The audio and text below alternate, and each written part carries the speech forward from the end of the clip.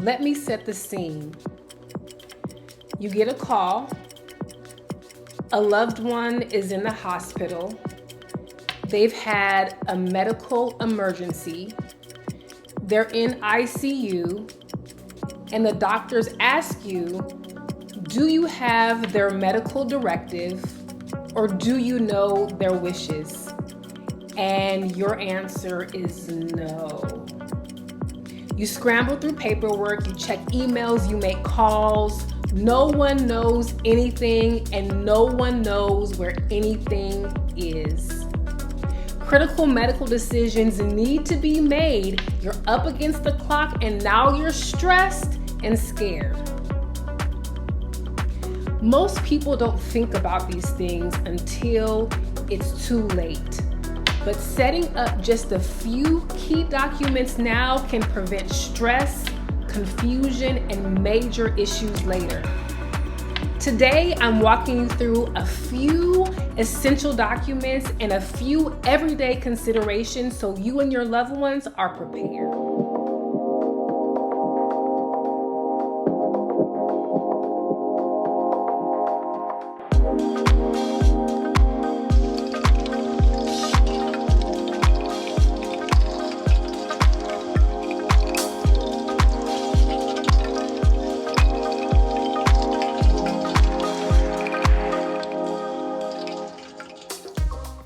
The first document you need is an advanced healthcare directive, and it might be called something different where you live.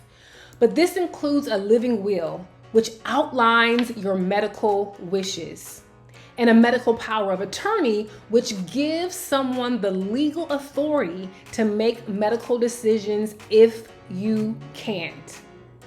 A simple tip is this: keep a copy of this document at home.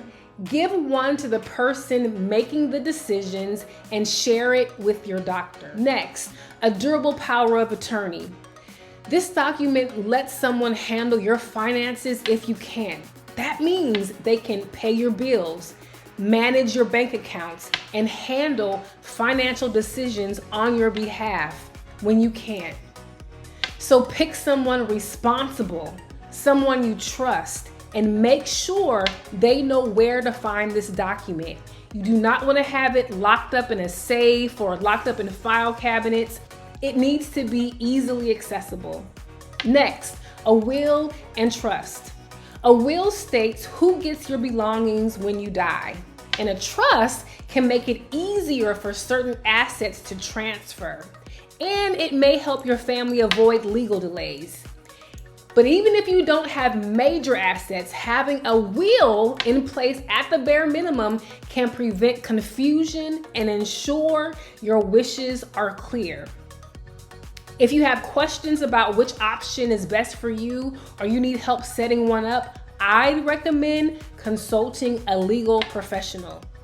Beneficiary designations. Look, we all know that life changes. You have marriage, divorce, having kids, losing a loved one.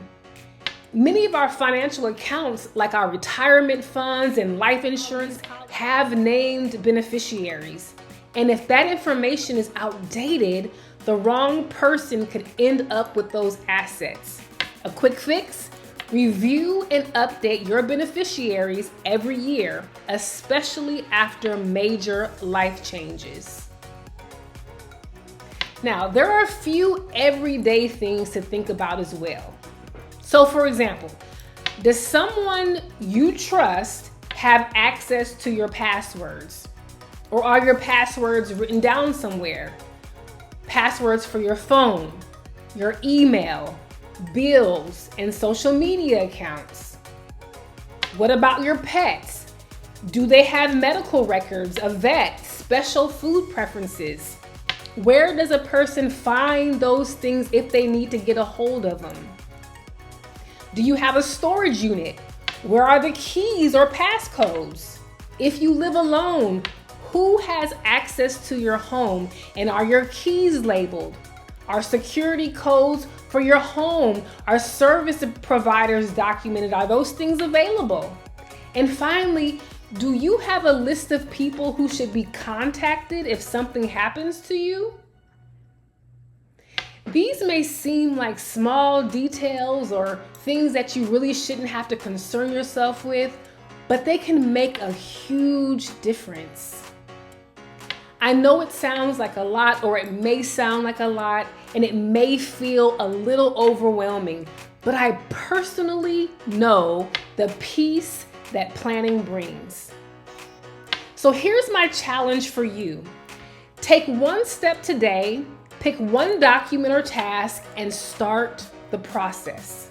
Because when the unexpected happens, the last thing you want is regret, stress, confusion, uncertainty, and all the other things. A little planning now can bring a lot of peace later. If this video was helpful, give it a like, please subscribe, and drop any feedback, questions, or comments in the comment section. See you soon.